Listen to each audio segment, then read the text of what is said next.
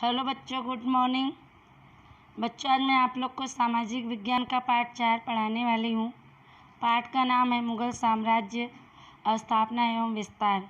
मुगल साम्राज्य की स्थापना के बारे में और विस्तार कैसे हुआ उसके बारे में हम लोग पढ़ेंगे। यहाँ पे चित्र दिया गया है मुगल स्थापत्य की एक झलक का। चलिए हम लोग पढ़ते हैं। आज 15 अगस्त था। विद्यालय में स्वतंत्रता दिन मनाया गया। प्रतीक ने घर आकर टीवी चालू किया तो उसने यह दृश्य देखा कि लाल किले पर तिरंगा लहरा रहा था। उसे लाल किला के अलग अलग दृश्य भी देखने को मिले। दूसरे दिन उसने कक्षा अध्यापक से लाल किले के बारे में पूछा। कक्षा अध्यापक ने लाल किला तथा उस समय के अन्य दूसरे स्थापत्य के चित्र इंटरनेट से प्राप्त कर विद्यार्थियों को बताया। उन्होंने चित्र बताते समय यह बताया कि स्थापत्य मुगल शासन काल के हैं। चलिए आज आपको मुगल शासन के बारे में बताता हूँ। क्या कह रहे हैं कि आज 15 अगस्त था। विद्यालय में स्वतंत्रता दिवस मनाया गया। प्रतीक ने घर आकर जब टीवी ऑन किया, चालू किया, तो उसने यह सीन, दृश्य का मतलब होता है सीन, देखा कि लाल किले पर तिरंगा झंडा लहरा रहा है। उसे लाल किले के अलग अलग दृश्य भी देखने को मिले। दूसरे दिन उसने कक्षा अध्यापक से लाल किले के बारे में पूछा। तब कक्षा अध्यापक ने लाल किला तथा उस समय के दूसरे स्थापत्य के चित्र इंटरनेट से लेकर विद्यार्थियों को बताया। उन्होंने चित्र बताते समय यह बताया कि यह स्थापत्य मुगल शासन काल के हैं। आज कह रहे हैं कि चलिए मुगल शासन के बारे में तुमको बताता हूँ। आगे पढ़ते हैं। दिल्ली में जब इब्राहिम लोदी का शासन था तब अफ़गानिस्तान के काबुल में बाबर का शासन चलता था। बाबर मुगल वंश का शासक था। उसने ईस्वी सन 1526 में दिल्ली पर आक्रमण किया। पानीपत के मैदान में बाबर की तोपों से सज्ज सेना के विरुद्ध इब्राहिम लोदी की हार हुई। दिल्ली पर सल्तनत युग समाप्त हुआ और मुगल शासन शुरू हुआ। प्रारंभ में मुगल की सत्ता दिल्ली के आसपास के विस्तारों में थी। बाबर ने कुछ और प्रदेशों में जीत हासिल की। उसके बाद के शासकों के शासन के दरमियान धीरे धीरे मुगल सत्ता का विस्तार हुआ। मुगल शासकों के शासन के दरमियान घटित कुछ महत्वपूर्ण घटनाओं के बारे में देखें और उसके आधार पर उस समय की शासन व्यवस्था, सामाजिक जीवन के बारे में जानकारी प्राप्त करें। यहाँ बताया गया है कि दिल्ली में जब इब्राहिम लोदी का शासन था तब अफ़गानिस्तान के काबुल में बाबर का शासन चलता था। बाबर मुगल वंश का शासक था। उसने ईस्वी सन 1526 में दिल्ली पर हमला किया। पानीपत के मैदान में बाबर की तोपों से सजी सेना के विरुद्ध खिलाफ इब्राहिम लोदी की हार हुई। दिल्ली पर सल्तनत युग समाप्त हुआ और मुगल शासन आरंभ हुआ। शुरू में मुगलों का शासन दिल्ली के आसपास के विस्तारों में ही थी। बाबर ने कुछ और प्रदेशों में जीत हासिल की। उसके बाद के शासकों के शासन के दरमियान धीरे धीरे मुगल शासन का विस्तार हुआ। मुगल शासन के दरमियान कुछ घटित महत्वपूर्ण घटनाओं के बारे में हम लोग देखेंगे और उसके आधार पर उस समय की शासन व्यवस्था, सामाजिक जीवन के बारे में जानकारी प्राप्त करेंगे। आगे पढ़ते हैं। मुगल शासन की प्रमुख घटनाएं, इसके बारे में हम लोग पढ़ते हैं। पहला है बाबर 1526 से 1530। ईस्वी सन 1527 में चित्तौड़ के वीर योद्धा राणा सांगा के साथ खानवा के मैदान में लड़ाई हुई। बाबर ने युद्ध में तोप का उपयोग किया था। इस युद्ध में राणा सांगा की हार हुई। ईस्वी सन 1530 में बाबर के बीमार पड़ने पर उसकी मृत्यु हुई। इसके पहले उसने दिल्ली और आगरा के आसपास के इलाकों पर मुगल सत्ता की नींव यानी जड़ मजबूत करने के लिए कुछ लड़ाइयाँ लड़ी, जिसमें उसे अधिकतर सफलता यानी कामयाबी मिली। बाबर के बारे में यहाँ बता रहे हैं कि 1526 से 1530 की घटना के बारे में कि ईस्वी 1527 में चित्तौड़ के वीर योद्धा राणा सांगा के साथ खानवा के मैदान में लड़ाई हुई। बाबर ने युद्ध में तोप का उपयोग किया था। इस युद्ध में राणा सांगा पराजय हुए, उनकी हार हुई। ईस्वी सन 1530 में बाबर के बीमार पड़ने पर उसकी मृत्यु हुई। इसके पहले उसने दिल्ली और आगरा के आसपास के इलाकों पर मुग़ल शासन की नींव मजबूत करने के लिए कुछ लड़ाइयाँ लड़ी, जिसमें उसे ज़्यादातर सफलता मिली। आगे है हुमायूं, 1530 से 1540 और 1555 से 1556 तक। बाबर के बाद हुमायूं दिल्ली की गद्दी पर आया। पिता की वसीयतनामा के अनुसार राज्य का विभाजन करके प्रत्येक भाई को एक एक प्रांत यानी प्रदेश दिया। दिल्ली का शासन उसने अपने पास रखा। हुमायूं को भाई कामरान और अफगान के विरुद्ध यानी खिलाफ सतत यानी लगातार संघर्ष करना पड़ा। शेर शाह के सामने हुमायूं की 2 बार पराजय होने पर 15 वर्ष तक उसे भटकना पड़ा। इस भटकाव के दरमियान यानी समय अमरकोट के राणा के यहाँ अकबर का जन्म हुआ था। शेर शाह के पश्चात के सरदारों से हुमायूं ने दिल्ली का राज्य पुनः यानी फिर से प्राप्त किया। हुमायूं के बारे में बताया जा रहा है कि बाबर के बाद हुमायूं दिल्ली की गद्दी पर आया। पिता की वसीयतनामा के अनुसार राज्य का बंटवारा करके प्रत्येक भाई को एक एक प्रदेश दिया। दिल्ली का शासन उसने स्वयं अपने पास रखा। हुमायूं को भाई कामरान और अफगान के खिलाफ लगातार संघर्ष करना पड़ा, लड़ाई करनी पड़ी। शेर शाह के सामने हुमायूं को 2 बार हार होने पर 15 वर्ष तक उसे भटकना पड़ा इधर उधर।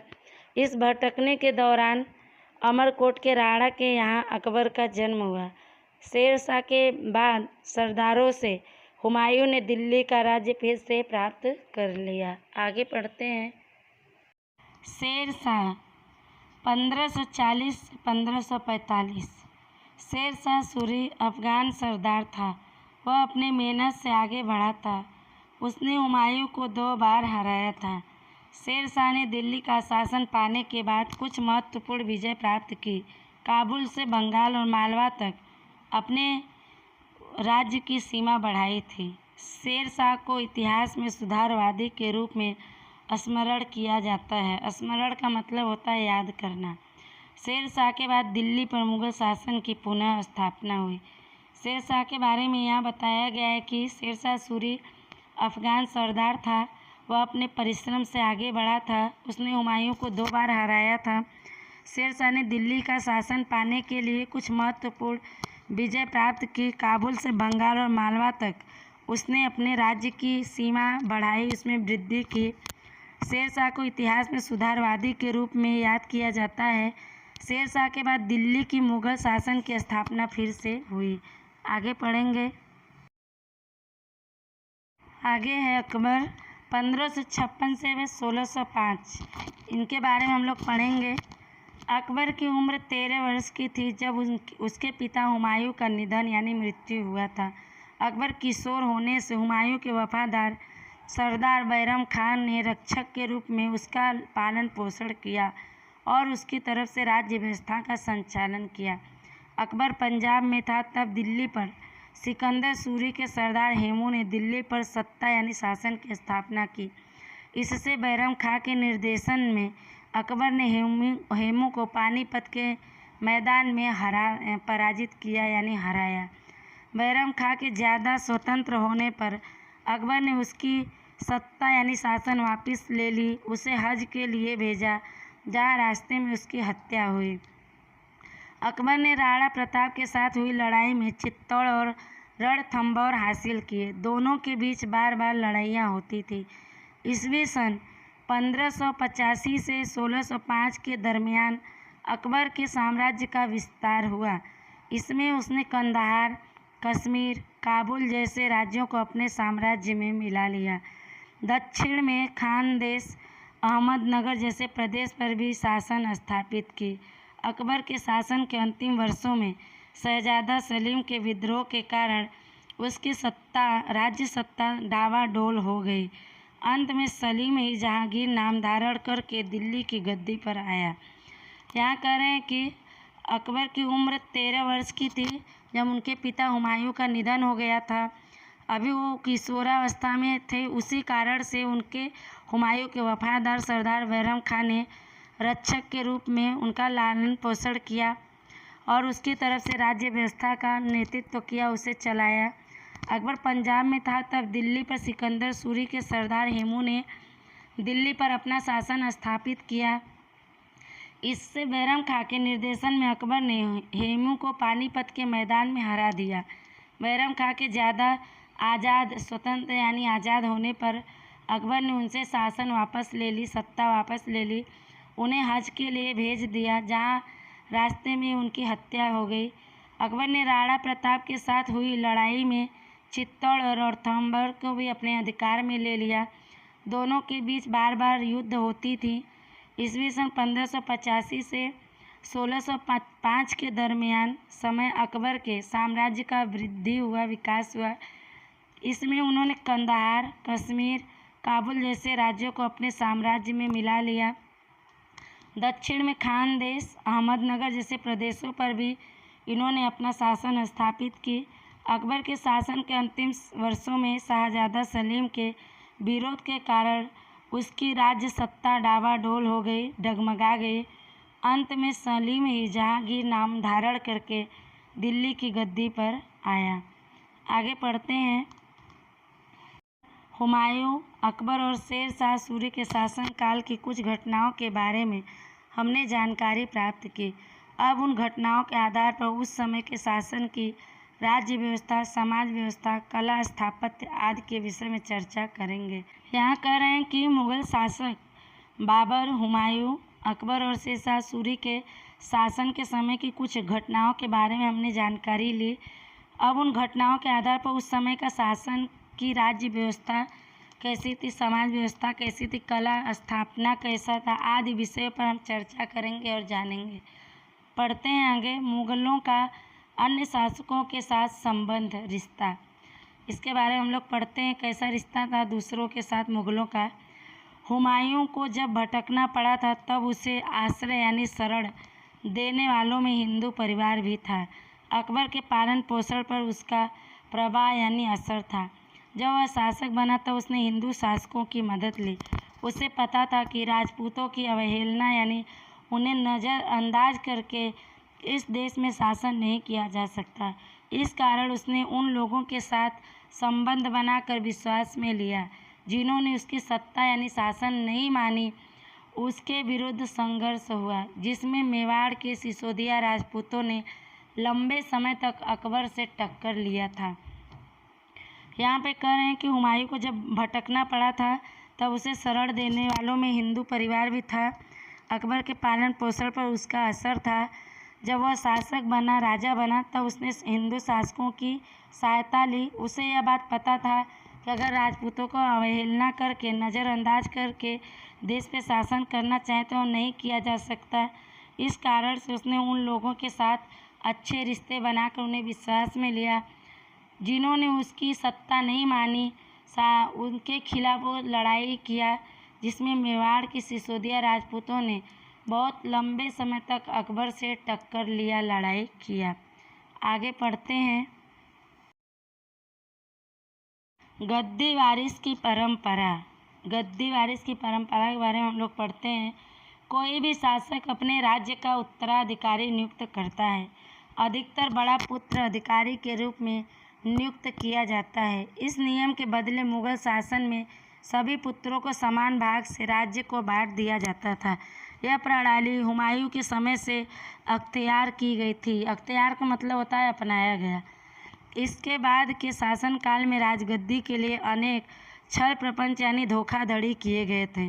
भाइयों के बीच हुए झगड़े में जिससे सफलता मिलती थी वह दिल्ली का राजगद्दी पर बैठता था। कह रहे हैं गद्दी वारिस की परंपरा के बारे में यहाँ बताया गया है कि कोई भी शासक या राजा अपने राज्य का उत्तराधिकारी नियुक्त करता था, चुनता था। अधिकतर बड़ा पुत्र ही उत्तराधिकारी के रूप में चुना जाता था। इस नियम के बदले मुगल शासन में सभी पुत्रों को समान भाग से राज्य को बांट दिया गया था। यह नियम हुमायूं के समय में अपनाई गई थी। उसके बाद शासनकाल में राजगद्दी के लिए अनेक धोखाधड़ी किए गए थे। भाइयों के बीच झगड़े में जिससे सफलता मिलती थी, कामयाबी मिलती थी, वह दिल्ली की गद्दी पर बैठता था। आगे पढ़ते हैं। राजतंत्र की व्यवस्था। मुगल समय में सूबेदारी अमल में थी। अकबर ने अपने राज्य का 15 जितना विभाग किया था। प्रत्येक सूबा या प्रांत यानी प्रदेश के रूप में जाना जाता था। सूबा के उप विभाग को सरकार तथा सरकार के उप विभाग को परगना कहा जाता था। परगना से ऊपर आमिल था, वह महसूल के काम करता था। महसूल मतलब होता है कर, अर्थात परगना का महसूल एकत्रित करने वाला ऊपरी अधिकारी। गाँव में ग्राम पंचायत थी, उसके मुखिया को पटेल, चौधरी, मकादम जैसे पदों से पहचाना जाता था। यानी कि इस समय समाज में इस तरह के 2 पद थे। राज्यतंत्र की व्यवस्था के बारे में यहाँ बताया गया है कि मुगल समय में सूबेदारी अमल में थी। अकबर ने अपने राज्य का 15 जितना विभाग किया था। प्रत्येक सूबा यानी प्रदेश के रूप में जाना जाता था। सूबा के उप विभाग को सरकार तथा सरकार के उप विभाग को परगना कहा जाता था। परगना के ऊपर आमिल था, वह महसूल यानी कर के काम करते थे, कर वसूलने का, अर्थात परगना का महसूल एकत्रित करने वाला ऊपरी अधिकारी होता था। गांव में ग्राम पंचायत थी, उसके मुखिया को पटेल, चौधरी, मकादम जैसे पदों से पहचाना जाता था। यानी कि इस समय समाज में इस तरह के 2 पद थे। आगे है, अकबर के समय में राज्य में यात्रा कर बंद कर दिया गया था। यात्रा कर बंद होने के कारण भारत के कुछ तीर्थ स्थलों पर लोगों की भीड़ रहती थी। मुगल वंश के सभी शासकों में अकबर को सहिष्णु और उदार शासक माना जाता है। वह हर शुक्रवार को सिकरी के इबादत खाने में धर्म सभा रखता था। यूँ तो यहाँ चर्चा होने से उसे चर्चा सभा भी कहा जाता था। सभा में सभी धर्म के प्रतिनिधि आते थे। उस समय के समर्थ विद्वानों में से अकबर की राज्यसभा सुशोभित होती थी। बता रहे हैं कि अकबर के समय में राज्य में जो यात्रा करने पर कर लिया जाता था उसे बंद कर दिया गया था। यात्रा कर बंद होने के कारण भारत के कुछ तीर्थ स्थानों पर लोगों की ज़्यादा भीड़ रहती थी। मुगल वंश के सभी शासकों में अकबर को सहिष्णु यानी सहनशील और उदार यानी बड़े दिल वाला शासक माना जाता था। वह हर शुक्रवार को सिकरी के इबादत खाने में धर्म सभा रखता था। यूँ तो यहाँ चर्चा होने से उसे चर्चा सभा भी कहा जाता था। सभी सभा में सभी धर्म के प्रतिनिधि आते थे। उस समय के समर्थ यानी योग्य विद्वानों से अकबर की राजसभा सुशोभित होती थी, अर्थात उसकी शोभा राज्यसभा की बढ़ जाती थी। आगे इसके बारे में और पढ़ते हैं।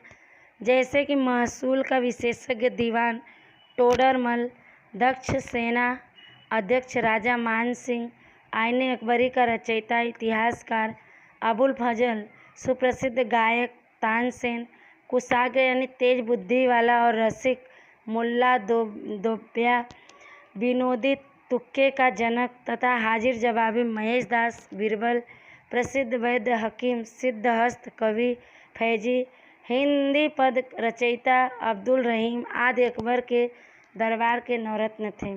करें जिनके कारण उनके दरबार की शोभा बढ़ती थी, उनके बारे में यहाँ बताया गया है कि जैसे महसूल का विशेषज्ञ दीवान टोडरमल, दक्ष सेना अध्यक्ष राजा मान सिंह, आईने अकबरी का रचयिता इतिहासकार अबुल फजल, सुप्रसिद्ध गायक तानसेन, तेज बुद्धि वाला और रसिक मुल्ला दोप्या, विनोदी तुक्के का जनक तथा हाजिर जवाबी महेश दास बीरबल, प्रसिद्ध वैद्य हकीम सिद्धहस्त कवि फैजी, हिंदी पद रचयिता अब्दुल रहीम आदि अकबर के दरबार के ये नवरत्न थे, जिनके कारण से उनके दरबार की शोभा बढ़ती थी। आगे हम लोग पढ़ते हैं शेर शाह के सुधार। इसके बारे में हम लोग पढ़ते हैं। दिल्ली पर शेर शाह का शासन 5 वर्ष तक रहा था। इस अल्प अवधि यानी थोड़े समय में उसने अनेक सुधार किए थे। शेर शाह को एक योद्धा के रूप में नहीं बल्कि एक सुधारक के रूप में याद किया जाता है। उसने ज़मीन के प्रकार एवं उत्पादन के औसत से ज़मीन महसूल के दर का ढांचा यानी बनावट टोडरमल की सहायता से तैयार किया था। शेर शाह की यह महसूल पद्धति अकबर ने अपनाई थी। राज्य में सरलतापूर्वक माल सामान का आयात निर्यात हो सके इसके लिए जगह जगह बने चुंगी नाका को हटा दिया गया था। व्यापार को अधिक वेग मिले, रफ्तार मिले और पथिकों यानी राहियों को सुविधा के लिए चौड़े रास्ते बनवाए गए थे, जिसमें आगरा से बुरहानपुर, दूसरा था आगरा से मारवाड़ और तीसरा था लाहौर से मुल्तान प्रसिद्ध है। शेर शाह ने रास्ते के दोनों ओर वृक्ष लगवाए थे, रास्ते में विश्राम करने के लिए आवास बनवाया था। यहाँ पे बता रहे हैं शेर शाह के सुधार के बारे में कि दिल्ली पर शेर शाह का शासन लगभग 5 साल तक था। यह थोड़े समय में उसने अनेक सुधार किए थे। शेर शाह को एक योद्धा के रूप में नहीं बल्कि एक सुधारक के रूप में याद किया जाता है। उसने ज़मीन के प्रकार और उत्पादन के औसत से ज़मीन महसूल के दर का बनावट टोडरमल की मदद से तैयार किया था। शेर शाह की यह महसूल पद्धति अकबर ने अपनाई। राज्य में सरलता से आसानी के साथ माल सामान का आयात निर्यात हो सके इसके लिए जगह जगह बने चुंगी नाका को हटा दिया गया था। आयात निर्यात का मतलब होता है सामान ले जाना ले आना। आयात का मतलब होता है लाना, निर्यात का मतलब होता है भेजना। कह रहे व्यापार को अधिक रफ्तार मिले इसके लिए राहियों की सुविधा के लिए चौड़े रास्ते बनवाए गए थे, जिसमें पहला था आगरा से बुरहानपुर, दूसरा था आगरा से मारवाड़ और तीसरा था लाहौर से मुल्तान। ये प्रसिद्ध हैं रोड। शेर शाह ने रास्ते के दोनों ओर पेड़ लगवाए थे। रास्ते में विश्राम यानी आराम करने के लिए आवास भी बनवाया था। आगे है टंकसाल बनाकर चांदी के एक समान वजन के सिक्के बनवाए थे। शेर शाह ने सैन्य में कड़ा अनुशासन लागू किया था। उसने कूच करती हुई सेना को गांव के लोगों को परेशान करने या फसल को नुकसान पहुंचाने की सख्ती मनाही की थी। उसके शासन में गुनाहगारों को पकड़वाने की जिम्मेदारी कोतवाल के जिम्मे थी। शेर शाह स्वयं लगातार यानी सतत का मतलब होता है लगातार कार्य करके अन्य को काम करने की प्रेरणा यानी प्रोत्साहन देने वाला शासक माना जाता है। टंकसाल का मतलब होता है सिक्के ढालने के कारखाने। तो ऐसे कारखाने बनवाकर चांदी के एक समान वजन के सिक्के बनवाए थे शेर शाह ने सैनिकों में कड़ा अनुशासन लागू किया था। उनके सैनिक जब कूच करते थे कहीं जाने के लिए तो उन सेना को गांव के लोगों को परेशान करने या फसल को नुकसान पहुंचाने की सख्ती से मनाही की थी, उनको मना किया था। उनके शासन में जो गुनाहगार होते थे उनको पकड़वाने की जिम्मेदारी कोतवाल के जिम्मे पर था। शेर शाह खुद लगातार काम करके अन्य को काम करने की प्रेरणा यानी प्रोत्साहन देने वाला शासक माने जाते थे। आगे पढ़ते हैं चित्तौड़ की यश गाथा। चित्तौड़ की यश गाथा, यश मतलब होता है कीर्ति। चित्तौड़ की कीर्ति के बारे में गाथा हम पढ़ेंगे। गाथा का मतलब होता है कहानी। चलिए पढ़ते हैं। मुग़ल शासकों को मेवाड़ की सिसोदिया राजपूतों के साथ आए दिन यानी अक्सर युद्ध लड़ना पड़ता था। सूरवीर सिसोदिया राजपूत मुग़ल सत्ता स्वीकार करने के लिए तैयार नहीं थे। वे अकबर के सामने अपराजित योद्धा की तरह लड़ते थे, जिसमें महाराणा प्रताप की वीरता विशेष रूप से अंकित है। चित्तौड़ के सिसोदिया वंश के शासकों में महाराणा प्रताप अकबर के विरुद्ध अंत तक अपराजित वीर की तरह लड़ते रहे।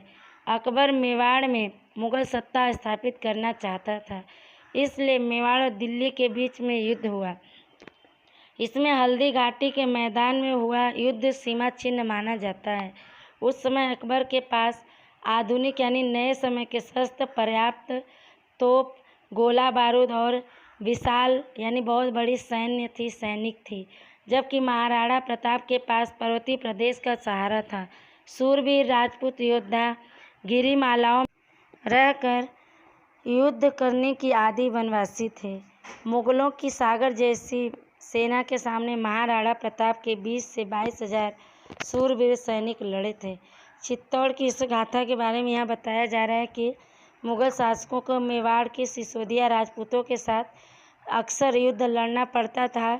सिसोदिया वीर राजपूत मुग़ल सत्ता स्वीकार करने के लिए तैयार नहीं थे। वे अकबर के सामने अपराजित यानी जो पराजित न हो ऐसे योद्धा की तरह लड़ते रहते थे, जिसमें महाराणा प्रताप की वीरता विशेष रूप से जानी जाती है। चित्तौड़ की सिसोदिया वंश के शासकों में महाराणा प्रताप अकबर के खिलाफ अंत तक अपराजित वीर की तरह लड़ते रहे। अकबर मेवाड़ के मुगल सत्ता स्थापित करना चाहता था, इसलिए मेवाड़ और दिल्ली के बीच में युद्ध हुआ।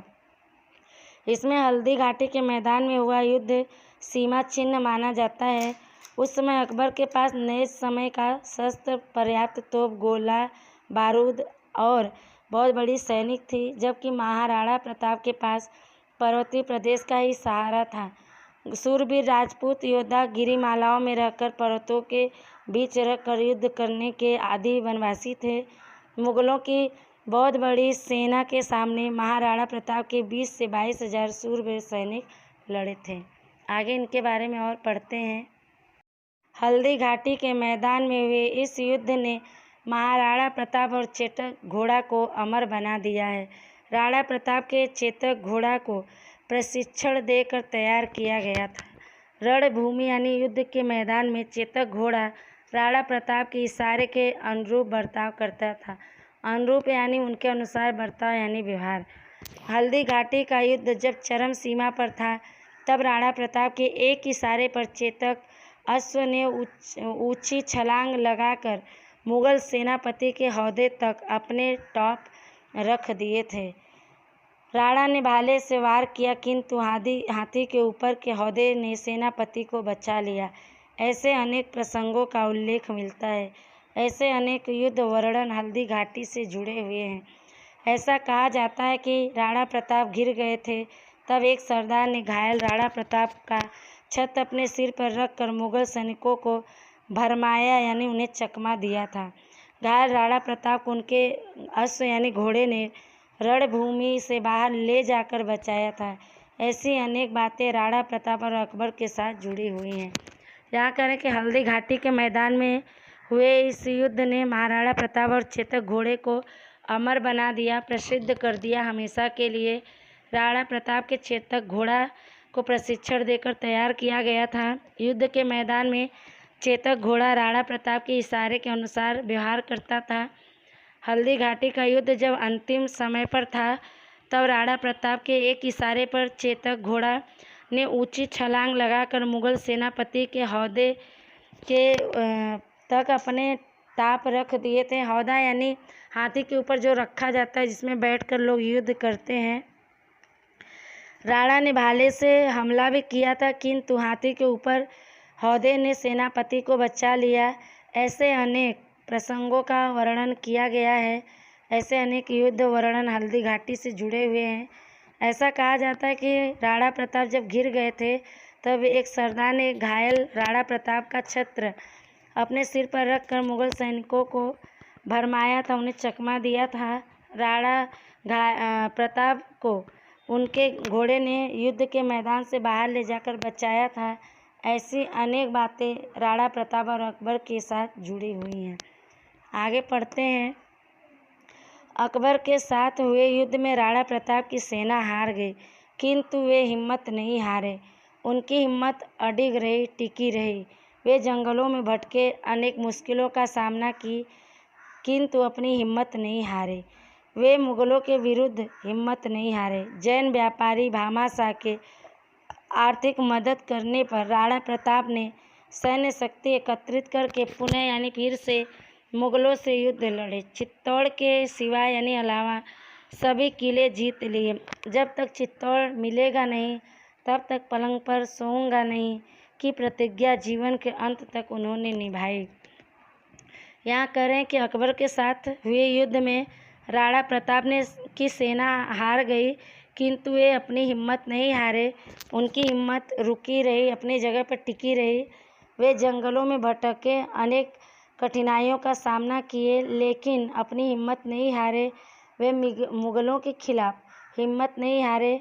जैन व्यापारी भामाशाह के आर्थिक मदद करने पर राणा प्रताप ने सैन्य शक्ति एकत्रित करके फिर से मुगलों से युद्ध लड़े। चित्तौड़ के अलावा उन्होंने सभी किले जीत लिए। जब तक चित्तौड़ मिलेगा नहीं, तब तक पलंग पर नहीं सोऊंगा, ऐसा प्रतिज्ञा उन्होंने जीवन के अंत तक निभाया उसे। बच्चों, यह पाठ आपका समाप्त हुआ। इस वीडियो को आप लोग ध्यान से सुनिएगा। इसका प्रश्न उत्तर आपको दिया जाएगा। आगे का पार्ट आगे के वीडियो में पढ़ाएंगे। तब तक के लिए धन्यवाद।